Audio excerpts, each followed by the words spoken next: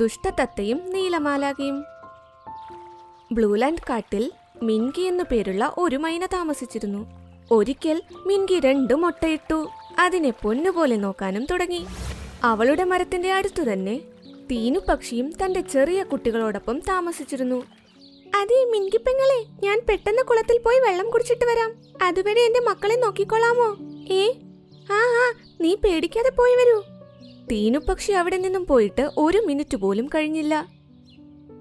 പെട്ടെന്ന് അവിടേക്ക് ഒരു വേട്ടക്കാരൻ വന്നു. കൊള്ളാം, ഇന്ന് ടീനുവിന്റെ കുഞ്ഞിനെ മോഷ്ടിക്കാനുള്ള അവസരം കിട്ടി. ഇതിനെ പിടിച്ച് ചന്തയിൽ നല്ല വിലക്ക് വിൽക്കാം. എടാ ദുഷ്ട, പോയി ഇവിടുന്ന്. മിൻകി വേഗം പറന്ന് ടീനുവിന്റെ കുട്ടിയുടെ അടുത്തേക്ക് പോയി. പിന്നെ വേട്ടക്കാരനെ അവിടെ തടഞ്ഞു നിർത്തുകയും ചെയ്തു. എടാ വേട്ടക്കാരാ, ഞാനുള്ളപ്പോൾ ഇവളെ ഒന്നും ചെയ്യാൻ സമ്മതിക്കില്ല. ഇവിടെ നിന്നും പോ. നീ എന്തിനാ ഇടയിൽ കയറുന്നത്? നിന്നെയും ഞാൻ ചാക്കിലാക്കി കൊണ്ടുപോകും. ഇങ്ങനെ പറഞ്ഞ് വേട്ടക്കാരൻ മിൻകിയുടെ അടുത്തേക്ക് വരികയായിരുന്നു. പെട്ടെന്ന് അവിടെ ഒരു വെളിച്ചം വന്നു. അങ്ങനെ വേട്ടക്കാരന്റെ മുടിയിൽ തീപിടിച്ചു. അയ്യോ ദൈവമേ! വേട്ടക്കാരൻ കത്തുന്ന മുടിയുമായി അവിടെ നിന്നും ഓടിപ്പോയി. മിൻകി കണ്ടു, കുറച്ചു ദൂരെയായി ഒരു ദേവത നിൽക്കുന്നത്. നന്ദി മാലാഖേ, നിങ്ങൾ വന്നില്ലായിരുന്നെങ്കിൽ ആ വേട്ടക്കാരൻ ഞങ്ങളെ പിടിച്ചുകൊണ്ടു പോകുമായിരുന്നു. ഞാൻ ഇതുവഴി വരികയായിരുന്നു. നീയപ്പോൾ ആപത്തിൽ നിൽക്കുന്നത് കണ്ടു. അതുകൊണ്ട് നിന്നെ രക്ഷിക്കാൻ വന്നതാണ്. പക്ഷേ നീ കുഞ്ഞിനെ രക്ഷിക്കാൻ വേണ്ടി വളരെ ധൈര്യമായി ഒരു കാര്യം ചെയ്തു. അതിൽ സന്തോഷവതിയായി നിനക്ക് വേണ്ടി ഞാൻ എന്തെങ്കിലും ചെയ്യണം. എല്ലാം നിങ്ങളുടെ ഇഷ്ടം പോലെ മാലാഖേ. ആ മുട്ട അത് നിന്റേതല്ലേ? അങ്ങനെ പറഞ്ഞ് മാലാഖ മാന്ത്രിക വടി കൊണ്ട് മായാജാലം ചെയ്തു. എന്നിട്ട് പറഞ്ഞു, ഈ മുട്ടകളിൽ നിന്നും കുട്ടികൾ വരും. അതിലൊരാൾക്ക് എന്തു വേണമെങ്കിലും മായ്ച്ചു കളയാനുള്ള ശക്തി കാണും. മറ്റേ കുഞ്ഞിന് വെള്ളം വരുത്താനുള്ള ശക്തിയും കാണും. 2 പേരെയും നിന്നെ പോലെ ദയാലുവും എല്ലാവരെയും സഹായിക്കാനും പഠിപ്പിക്കണം. താങ്കൾക്ക് ഒരുപാട് നന്ദി മാലാഖേ. നീലമാലാഖ ചിരിച്ചുകൊണ്ട് അവിടെ നിന്നും പോയി. ദിവസങ്ങൾക്കു ശേഷം മുട്ടയിൽ നിന്നും 2 കുഞ്ഞുങ്ങൾ വന്നു. എന്റെ 2 പൊന്നുമക്കളെ. മിൻകി ഒരു തത്തയുടെ പേര് ചിങ്കുവെന്നും മറ്റേതിന് മോണ്ടുവെന്നും പേരുവച്ചു. പതുക്കെ 2 പേരും വളർന്ന് പറക്കാനും പഠിച്ചു. ഒരു വൈകുന്നേരം ചിങ്കു പറന്നു വരികയായിരുന്നു. പെട്ടെന്ന് അവിടെ ഒരു ആപ്പിൾ കണ്ടു. അതൊരു അണ്ണാറക്കണ്ണൻ കഴിക്കുകയായിരുന്നു. അണ്ണാനേ, നീ വേഗം ഈ ആപ്പിൾ കളഞ്ഞേക്ക്. അത് എനിക്ക് തിന്നണം. പക്ഷേ ഞാനിത് എന്തിനു കളയണം? അതെയോ, ഇന്നാ പിടിച്ചോ. ചിങ്കുവിന്റെ ചുണ്ട് ചുമക്കാൻ തുടങ്ങി. അവൻ എപ്പോൾ ആ ആപ്പിളിൽ കൊത്തിയോ, ആ ആപ്പിൾ മാഞ്ഞുപോയി. അയ്യോ, നീ ഇതെന്താ ചെയ്തത്? നീ ഞാൻ ആരാണെന്നുള്ളത് മറന്നുപോയല്ലേ, അതുകൊണ്ടാണ് ഞാൻ ഇത് മായ്ച്ചു കളഞ്ഞത്. ഇത് പറഞ്ഞ് ചിങ്കു അവിടെ നിന്നും പോയി. പാവമണ്ണാറക്കണ്ണൻ കരഞ്ഞുകൊണ്ടേ നിന്നു. ഒരു വൈകുന്നേരം ചോട്ടുമാൻ കാട്ടിലൂടെ നടന്നു പോകുകയായിരുന്നു. പെട്ടെന്നൊരു മരം അവന്റെ മുകളിൽ വീണു. അയ്യോ, എന്നെ ആരെങ്കിലും വന്ന് രക്ഷിക്കേ.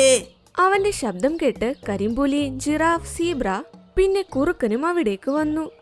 പക്ഷെ മരം മാറ്റാനായി ആർക്കും പറ്റിയില്ല. ഈ മരത്തിന് നല്ല ഭാരമുണ്ട്. നിന്നെ രക്ഷിക്കാൻ ബുദ്ധിമുട്ടാണ് ചങ്ങാതി.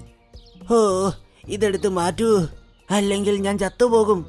അപ്പോൾ മോണ്ടു അവിടേക്ക് വന്നു. അവൻ അവന്റെ ചുണ്ടിന്റെ മായാജാലം കൊണ്ട്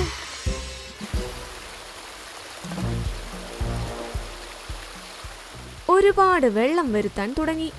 വെള്ളത്തിന്റെ ശക്തി വളരെ കൂടുതലായിരുന്നു. അതുകാരണം മാനിന്റെ താഴെയുള്ള മണ്ണെല്ലാം ഒലിച്ചു പോകാനായി തുടങ്ങി.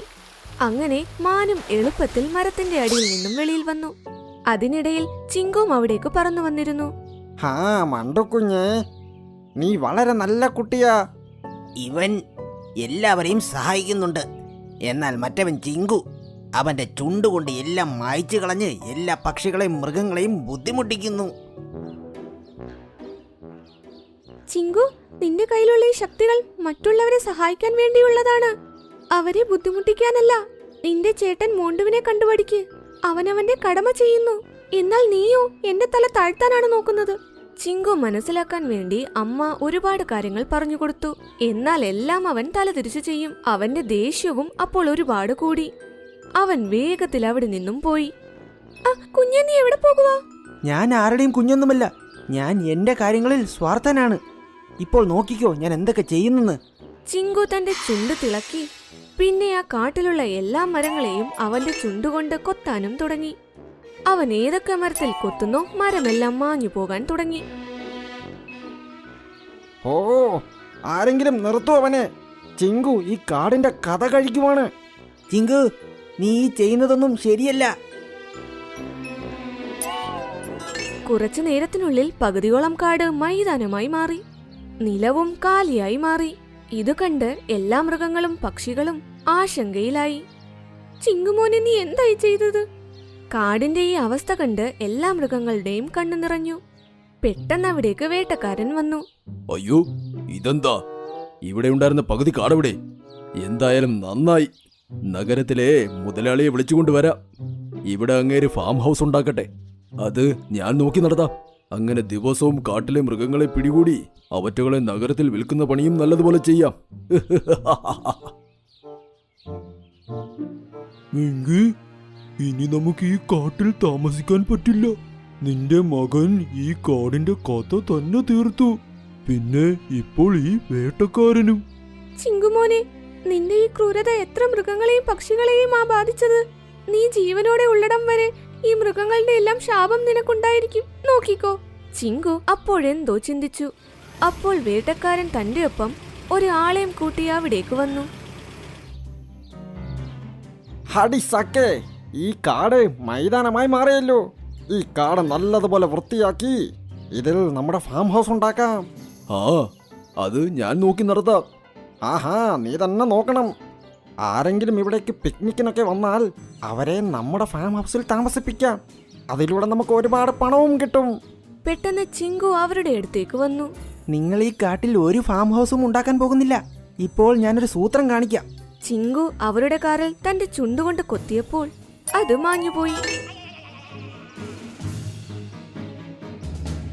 ഹാടി സക്കേ, ഈ തത്ത നമ്മുടെ ജീപ്പ് എങ്ങനെ മായ്ച്ചു കളഞ്ഞു?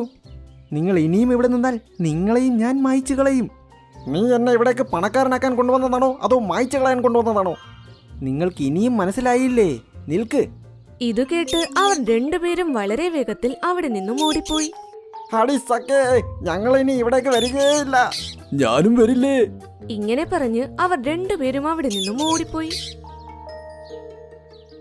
അമ്മേ, ഞാൻ വളരെ വലിയ തെറ്റാ ചെയ്തത്.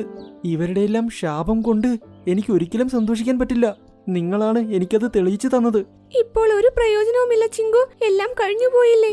അമ്മേ, ഞാൻ ഈ കാടിന് എത്രത്തോളം നഷ്ടമാണ് വരുത്തിയത്. ഇത് വീണ്ടും പച്ചപ്പുള്ളതാക്കി ഞാൻ തന്നെ മാറ്റും. പെട്ടെന്ന് മാലാഖയും അവിടെ പ്രത്യക്ഷപ്പെട്ടു. അയ്യോ, ഇതൊക്കെ എന്താണ്? ചിങ്കു തന്റെ ക്രൂരതയെക്കുറിച്ച് മാലാഖയോട് എല്ലാം പറഞ്ഞു. നീ നിന്റെ ശക്തി തെറ്റായ കാര്യങ്ങൾക്ക് ഉപയോഗിച്ചു ചിങ്കു. എനിക്ക് തെറ്റുപറ്റി. ഞാൻ ആ വേട്ടക്കാരനെ ഓടിച്ച് പകുതിയോളം കാട് രക്ഷപ്പെടുത്തി. പകുതി താങ്കൾ രക്ഷിക്കണം. നീ ചെയ്തതിൽ നിനക്ക് പശ്ചാത്താപമുണ്ടോ? എങ്കിൽ ഞാൻ നിന്നെ സഹായിക്കാം. ഇങ്ങനെ പറഞ്ഞ് മാലാഖ മാന്ത്രിക വടികൊണ്ട് കാട്ടിലെ എല്ലാ സ്ഥലങ്ങളും മൈതാനമായി മാറിയില്ലേ, അതെല്ലാം പച്ചപ്പുള്ളതാക്കി മാറ്റി. എല്ലാ മൃഗങ്ങളും ഇത് കണ്ട് സന്തോഷത്തോടെ തുള്ളിച്ചാടി. അരേ വാ, ഏ ഹേ! ഞാൻ പോകുന്നു. നിന്റെ ശക്തികളൊക്കെ നല്ലതിനു വേണ്ടി ഉപയോഗിക്കണം ചിങ്കു. നന്ദി നീലമാലാഖേ. ഇത് കേട്ടതും മാലാഖ അവിടെ നിന്നും പോയി. അന്നു മുതൽ ചിങ്കു തന്റെ ശക്തികളെല്ലാം നല്ലതിനു വേണ്ടി ഉപയോഗിച്ചു. അവൻ കാടിന്റെ രക്ഷകനായും മാറി.